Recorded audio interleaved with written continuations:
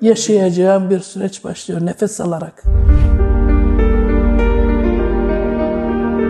63 yaşındayım, emekliyim kendim, maliyeciyim. Evin içerisinde dolaşamıyordum bile. Yani buradan kalkıp bir mutfağa gidemiyordum, nefesim yetmiyordu.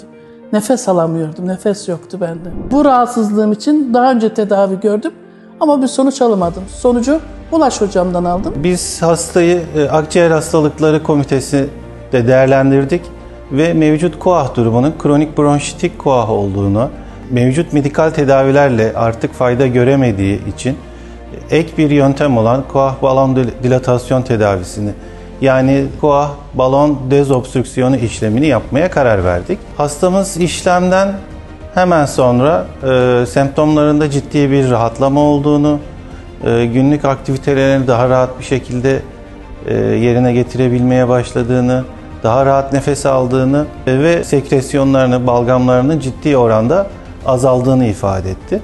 Ameliyattan çıktıktan sonra yoğun bakımdayken kendime gelmeye başlarken yani nefes almaya başladım.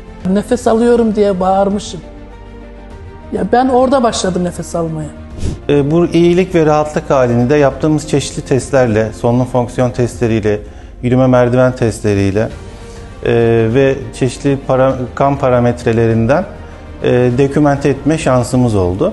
Zaten bu işlem KOAH balon tedavisi, yani rezektör balon tedavisi, KOAH'ın kronik bronşitik tipine yönelik uygulanan bir yöntemdir.